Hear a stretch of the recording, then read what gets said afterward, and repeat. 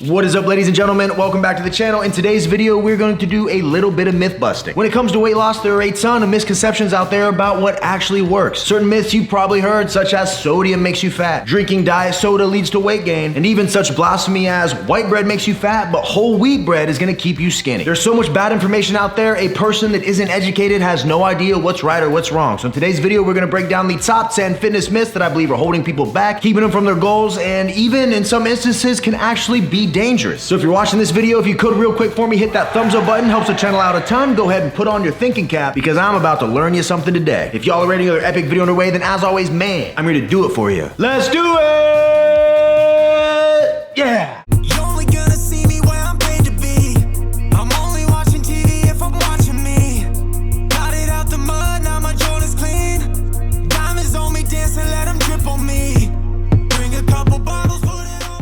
So what I have here is an article written by the National Health Service over in the United Kingdom. They break down the most prevalent weight loss myths affecting people over there, and I figured a lot of that would be applicable to right here. So what I'm gonna do is reference this article. We're gonna go through each myth. I'm gonna give you my thoughts, my input, if it's right, if it's wrong, whatever. And then if you also want to reference this article, I will make sure I put it in the description box. Let's get started. Now the first myth we're gonna be looking at is that a radical exercise regime is the only way to lose weight. Now, this is one I talk about all the time on this channel. Obviously, if you're trying to lose weight, going to the gym, burning more calories, increasing that total daily energy expenditure is going to be extremely helpful if you're trying to lose weight and create a calorie deficit. But by no means does this mean that you can't achieve a calorie deficit without working out. Regardless, your body needs a certain amount of calories every single day. Let's say if I just laid around the house all day, my body may only need 2,000 calories or so in order to stay the exact same weight. But if I'm working out, that number of 2,000 might go up to 2,500, maybe even 3,000 if I'm doing a lot of training. So where exercise comes in handy is that if that number goes up to 3,000, then all I need to do is eat 2,500 calories, and that still creates a calorie deficit. But if I'm not training and that number is 2,000, then I got to eat somewhere around 1,500 or so calories in order to lose a pound a week. So I always recommend weight training in order to increase the amount of calories you're burning, but by no means is exercise required to lose weight. If your diet is simply locked in, you're eating in a calorie deficit, you're eating enough protein, you are going to be just fine. And the second myth we'll be looking at is that healthier foods are more expensive. Now this is one that I hear all the time. When I talk to people about going to the grocery store and buying groceries, they always tell me that eating healthy, doing this whole lifestyle is way more expensive than what they were doing before. But this has always been my argument about it. I think people have to look at it a different way. If you go to the grocery store and you spend $100 on a Monday and that lasts you all week, or you're driving through a drive-thru every single day for multiple meals, that's costing you around $20 a day. By the end of the day, or I should say by the end of the week, you actually spent more money. It just seems like it was more expensive because you had to put all that money in at once at the grocery store. I guarantee if you break down the actual cost of what you spend on eating out versus what you'd spend in a grocery trip where you actually ate the food, I guarantee that it is way cheaper to actually go to the grocery store, eat healthy, and do all that versus just driving through McDonald's every single day. Although you could do dollar menu stuff and hypothetically get that eating out cost to be way cheaper, I don't think the majority of people are doing that. And I think one problem people have is that when they go to the grocery store, they don't actually eat the food that they buy. A lot of people go to the grocery, they buy all this food, but then they get a little lazy, they don't want to cook, they really don't know what they want to make with what they bought, and then it's easier to fall back and just order food, and if you're doing that, then you're spending twice the money. But I guarantee it, at least from my perspective, when I'm eating at home, it is so much cheaper than if I'm eating out. And healthy food can be pretty pricey if you're buying organic, you're trying to go that whole route, but if you shave that off and you simply just buy the foods that don't have those fancy labels, it's gonna end up being way cheaper. And the third fitness myth that I hear all the time, and it couldn't be further from the truth, is that carbs make you gain weight. Now, on one hand, there is some honesty to that. If I am depleted and I'm dieting down and I'm pretty dang lean and my glycogen is depleted, then I go eat a ton of carbs. Yes, I'm gonna hold on to some water weight, I'm gonna get that glycogen refilled, I'm going to weigh more, I am going to gain weight. But that doesn't mean that I actually gained fat, nor does it mean that carbohydrates will make me gain more weight than fat will, or will make me gain more weight than eating protein will. At the end of the day, it's the law of thermodynamics. Calories in versus calories out. Every gram of carbs is 4 calories, every gram of protein is 4 calories, every gram of fat is 9 calories. So if you're eating in a calorie deficit, it doesn't matter where you're getting the calories from, whether it's carbs, proteins, or fats. The only thing that I tell people to consider is to make sure you're eating a high protein anabolic diet. Because when you're in a calorie deficit and you are trying to lose weight, if your body doesn't have enough protein in the diet, those amino acids that it needs, it's going to pull them off of your body in the form of muscle. If you see someone get skinny fat where they lose weight and it seems like they lost all their muscle but they're still chubby, it's probably because they crash dieted and they did not have enough protein in their diet, which is why I always recommend eating anabolic at every opportunity you can. And if you're wondering what the best foods are to eat that aren't just chicken breasts and egg whites, don't forget I have a ton of recipes on this channel that you can try that are delicious and high in protein, or you can do yourself one better and grab my cookbook, which is available at the first link in the description box. Over 250 recipes, we we got desserts, we got lunches, we got pizzas, we got donuts, we got everything you would ever need, and every bit of it is anabolic and high in protein. That way you don't even have to think about it. If you follow us in this book, I show you how to find out how many calories you need, exactly how to calculate your macros. I give you the entire food list to choose from. As long as you follow what this book lays out, you'll see results no matter what, irregardless of how many carbohydrates you eat. There's no one macro that can be blamed for weight gain. It's simply a matter of eating too many calories. As long as you aren't eating too many, you're eating in a calorie deficit, you're gonna lose weight, even if the majority of your diet is heavy in carbohydrates. And please don't let anybody tell you any different. And the next fitness myth that I don't necessarily 100% agree with, but we're gonna go over it anyways, is that starving yourself is the best way to lose weight. Now, we gotta look at this from a few different perspectives. If your goal is strictly losing weight, then starving yourself is gonna be the most efficient way to get there. But that doesn't mean that it is the best way. Anytime you deplete yourself of that many nutrients and crash diet that hard, you are opening yourself up to a host of side effects. Your immune system is gonna lower, your energy levels are gonna plummet, your sex drive is gonna become non-existent. And for me, the biggest fear is that when you have no calories at all or very minimal calories, your body will go catabolic. This takes us back to the whole skinny fat argument. If your goal is to take your shirt off and look lean and aesthetic, then you're gonna need muscle to do that. If you are simply dieting and not eating enough protein, or you're in too strict, too aggressive of a calorie deficit, you are going to just burn off that hard-earned muscle. And on top of that, crash dieting is in no way sustainable. You will literally be unable to fight the hunger cravings that your body will start having when you deplete it of that much food. That is simply a survival mechanism. So in my opinion, the best way to lose weight is to simply, like I stated before, create that calorie deficit. Keep it minor. Keep it about 500 calories. That's gonna add up to about a pound of fat loss a week as long as you are consistent. And as long as you do this, drink enough water, supplement with a greens powder, perhaps a multivitamin, then it's gonna make a lot of these side effects way less drastic. It's gonna make that hunger much more manageable. There's a big difference between being a little hungry at bed, knowing you're in a slight calorie deficit, and completely starving and those thoughts of food are dominating your mind, which ultimately is unhealthy, can lead to binging, and overall, most people that crash diet are gonna end up rebounding the weight. So technically, starving yourself is the best way to lose weight, the fastest, most efficient, but it is by no means not ideal, and I really do believe for long-term success, slow and steady wins the race. And the fifth fitness myth we're going to look at is that some foods actually speed up your metabolism after eating them. Now, this is another one of those ones I think that needs a little more explaining. I'm not here saying that some foods don't aid in fat loss because they make you feel better, they give you a little more energy, they're healthier, so in turn, maybe you're more active, which leads to burning more calories, which in theory would increase your metabolism. But to think that you're gonna eat one food and you eat just this food and it's gonna make your metabolism speed up, you're gonna burn a ton of more fat, you're gonna get your results that much quicker, this is simply not the case. With a lot of this stuff, the claims that they are making are so minute that even if they are happening, unless you were in a lab with scientists looking at your blood and doing daily charts of what exactly was happening in your body, you would never even notice. We get a lot of clickbait articles these days trying to tell you that acai berries are gonna help you burn way more fat, that eating a cup of oatmeal with raspberries in the morning is going to be the secret that fuels your weight loss. And in reality, the only way to ensure you're losing weight is to be in a calorie deficit. At the end of the day, the only two things, in my opinion, that matter when you're trying to lose weight is to A, create the calorie deficit, and B, eat enough protein. As long as you focus primarily on those two things and you throw all this other stuff out the window, you are going to lose weight and you're gonna see the results that you want. I do recommend that you focus on fiber and some micronutrients, either in the form of some vegetables, a greens powder, or even a supplement. But as long as you do those first two things, you are going to be in a way better spot than 99.9% of people. And the sixth myth we are going to look at is that all fat burners and dietary supplements are safe to use for weight loss. Now, obviously we all know that this isn't the case. So when we talk about fat burners and things of that nature, some of them do work, but not necessarily in the way you think they would. A lot of these fat burners are crammed full of supplements, and like I stated earlier, you might get a tiny bit of benefit from those supplements when it comes to burning fat, but a lot of that benefit comes from the fact that they're throwing caffeine in here and other stimulants, which are simply raising your heart rate, raising your levels of NEAT, non-exercise activity thermogenesis, and really making you fidget more. Have you ever had way too much caffeine and you notice you're antsy, you're anxious, you feel like you're a little jittery? When you are doing that, you are burning more calories, but once again, these effects in the grand scheme of things are really minimal. There's no world where you're gonna take these pills and not follow a structured diet and still see results. You might burn an extra 50 calories in a day, but if you're not in a calorie deficit to begin with, that 50 calories becomes meaningless. And trust me when I say this, if there was a pill that was safe and effective and actually worked for weight loss, whoever invented it would be a billionaire and everybody would be taking it. But instead, the stuff that actually works that the bodybuilders are taking is extremely dangerous, which is why we hear about so many deaths. At the end of the day, a lot of this stuff is simply a marketing gimmick. If you really want long-term lasting results, you don't need to lean on supplements or anything of that nature. And instead, like I'm gonna state till I'm blue in the face, you just gotta create a calorie deficit and eat enough protein. And if you got my cookbook, it's gonna be easy. And myth number 7 that we're gonna debunk is that foods labeled low fat or reduced fat are always a healthier choice. Now, this is one of those ones that I want to clarify, because on this channel, obviously I do a lot of low fat, fat-free, reduced fat products. I use a lot of those in my recipes, and that's because at the end of the day, a lot of the times that's gonna drastically drop the calories. But in some instances, this is not necessarily a good trade-off. If they're getting rid of fat in some products, they're actually adding in a ton of sugar, and in some instances, the reduced fat version actually has more calories than the good old full fat version. So this is what I stress to people in the same way I do with things with an organic label or grass-fed or any of that stuff. Just because it says that on the label doesn't mean it is inherently the best choice. You gotta learn to read nutrition labels. If I'm shopping for a particular sauce, for instance, and there's 4 different versions at the grocery store, one of them could be reduced fat, one could be fat-free, one could be the regular one, I'm going to turn all of those bottles around, look at the nutrition label, and I'm gonna buy the one with the least amount of calories. That's it. I would say about 75% of the time, if you can get less calories going with reduced fat, that's the option you should take. But at the end of the day, that is your choice to make, and if you want that choice to be educated, you gotta learn to read nutrition labels, understand what they mean, and then make your decisions accordingly. And now myth number 8 is one that is, I gotta clarify a little bit once again, because some of these are pretty black and white, and I think with a lot of things, there's certain shades of gray we gotta look at. So myth 8 is that cutting out all snacks will help you lose weight. So on one hand, if you're just a regular person and you eat, I don't know, 2-3 meals a day, you're going through drive-thrus, but then in the time between meals, you're snacking a ton and you just eliminate those snacks, boom, you're dropping calories, which in turn will cause you to lose weight as long as you're in a calorie deficit. But to think that you can't snack and you gotta eat nothing but solid meals in order to lose weight, that is simply not true. Once again, as long as we are in a calorie deficit, it doesn't matter how many times we eat. There are some bodybuilders that eat upwards of 7, 8, and even 10 times a day, and they're still taking gold medals home when they step on stage. I just think a lot of it is the act of finding the snacks that actually fit into your diet. One that I'm huge on lately is zero sugar beef jerky. It's literally just pure protein. I absolutely love it. It's low calories and very filling. Things like Smart Pop popcorn, or even a good old-fashioned protein bar, such as the best tasting protein bar in the world, the Anabar. I absolutely love these between meals. They're perfect for grab and go, and if you want to try one, and I'm telling you it's the best tasting protein bar on the market, you can always grab them at theanabar.com and use my code RJF10. You're gonna save some money and you're gonna be absolutely loving these. Don't take my word for it though. You can read the reviews on the website and other people are gonna tell you the exact same thing. But honestly, it's not the snacking that is causing the problems, it is the amount of calories. If you're eating potato chips, whereas one serving, 28 grams, is about 180 calories, you eat a huge bowl that was 1,000 calories of chips, of course that is going to cause problems in between meals. But if you're smart about it, you're eating the right foods, you're accounting for them in your overall daily macros, you're gonna be just fine, once again, as long as you're in a calorie deficit and you're eating enough protein. And the 9th myth that we are going to cover is that drinking water helps you lose weight. And this is another one of those myths that I think falls into that shades of gray area. So water by itself is not going to help you lose more weight just because you drink more. Water pretty much has a net zero effect on weight loss. But in context of an overall diet, water can be extremely beneficial. One problem most people have with dieting is that they do not feel full. They're eating these small little portions, they're watching their calories, and they're still hungry. And a lot of the time, you can eliminate this hunger simply by filling up your stomach with water. Every bodybuilder you watch, every fitness girl, they're always carrying on a jug and they're trying to get that gallon of water in a day. This serves multiple purposes. Not only does it keep you hydrated, flushes your system out, lowers the amount of toxins in your body, but it also fills your stomach up. That way, after you eat a meal, you're gonna feel more satisfied way faster. And I always use this example for anybody. Have you ever went out and eaten a bad meal? You've eaten a lot of food. You leave the restaurant, you're extremely full, but you get home and you're super thirsty. You might chug a bottle or two of water, start drinking out of a gallon, and next thing you know, once you add that water to your stomach, you are miserable. It's because that water takes up space. The more water we are drinking, the easier it's gonna be to not cheat on our diets because we're gonna feel full. And on top of that, the brain can be really confused on what it actually thinks is hunger versus what is actually thirst. It's hard for us to interpret those at times. So sometimes when you're feeling hungry, you are actually thirsty. So in turn, to eliminate all of this, drinking more water is going to be extremely beneficial, which is why I recommend everybody drinks a gallon of water a day. So directly, water is not going to cause you to lose weight just by drinking it, but as part of a balanced diet and something you throw into your lifestyle, it can be greatly beneficial, which is why I drink a gallon of water every single day. And the 10th myth we're going to look at is that skipping meals is a good way to lose weight. Now, this one I actually think is patently wrong. Let me put this into perspective. I guarantee a lot of people out there know someone that does intermittent fasting. Intermittent fasting at one of its most basic levels is that you spend 16 hours of the day fasting, you have an 8-hour eating window, which means if you fast all night and you don't have your first meal till 10 a.m., you're allowed to eat up until 6 p.m. This can be a very good strategy for some people because it gives them a little more structure, lets them squeeze their meals into a shorter amount of time, which in turn makes them more full. And overall, there's been a lot of health benefits shown from fasting. So I think to put this into context, as long as you are fasting and you're skipping maybe a breakfast or you're skipping a dinner, however your window's set up, as long as you're still eating the correct amount of calories that you need in a day, you're going to be just fine. Now, if you were eating 2,000 calories a day and your idea of skipping a meal was to remove one of those, now you're eating eating 1,500 and that makes your deficit way bigger, I don't think that necessarily is beneficial. But just simply fasting, maybe skipping breakfast or skipping dinner, but still getting your calories in, I see no harm in that at all. But once again, it comes down to the overall picture of how many calories, how much protein you're eating in a day. If you have the MyFitnessPal app downloaded and you know exactly what you're eating, it's so easy to account for this. And if you're eating out of my cookbook and choosing those meals, you don't even got to worry about protein because you're going to be good to go no matter what. At the end of the day, it doesn't really matter how many times you eat, how long you fast, whatever, as long as you're getting in the right amount of calories every single day, hitting that protein goal spot on, you're going to be just fine. And there we have it, folks. That was 10 fitness myths debunked. Hopefully you guys learned something. If you feel like you did, please smash that thumbs up button for me. That really helps me out and means the world. If there's something you disagree with me on, or if you just want to sound off in general, go down to the comment section below. Tell me if I was wrong, if I was right, if there's something I missed. I find that conversations like this really help everybody involved. The first thing most people do when they come to a video is go down to the comment section. And if you got something to say and you want people to see it, go down there and make your voice heard. And real quick, I want to show you guys something. When it comes to getting in a gallon of water, right? Check me out. That might not look like water to you, and it's because I flavor it. Every single morning, when I fill my gallon up, I put in 2 scoops of amino acids that are flavored. And on top of that, I take a Hawaiian Punch 0-calorie drink mixer and pour it down in here. You can buy those at your grocery store. That makes this super easy to drink. And if you want to get some aminos that are incredible tasting to help you get your water in, don't forget we are still having the Everything Must Go sale on finalbossperformance.com. So we have aminos in a variety of flavors that are half off. We also have turkesterone, which is a natural ectosteroid muscle builder, which is also half off. And if you use my code RJF10 at checkout, you're gonna save even more money on top of that. This is one of the best deals on supplements you will ever get. We're literally liquidating everything. So if you want to take advantage of this before it's sold out, you gotta head over there. We also have pre-workout, pump products. There's all sorts of stuff over there to help you out, and it's gonna be at the best price you've probably ever gotten. So head on over to finalbossperformance.com or theanabar.com and use code RJF10. You're gonna save money, you're gonna help us, we're gonna help you. It's a symbiotic relationship and everybody wins if you show support. I appreciate you so very much. Thank you guys as always. I really do appreciate you. Cookbook available at the link in description. Meal plans and online coaching. RemingtonJamesFitness.com, the apparel sponsor of the channel, Young LA. I am rocking the Good Life cutoff tee. Absolutely love the fit and the quality. And I'm pairing that with the Weekender shorts. These are super comfy. Love the fit. We got pockets for everything, and they are great for either chilling or working out. They have a ton of stuff over there, more than you even know. So if you want to step your style game up and get some good clothes, no matter what the occasion is, head over to youngla.com. Use code RJF. That's going to support the channel. It's going to save you money. Most importantly, it's going to make you look fly and stylish. Appreciate y'all as always. Thumbs up button, comment below, subscribe if you're not subscribed. And until next time, ladies and gentlemen, I'll see every one of you at the next video. See you guys. Wham, bam, bam, baby. We gone.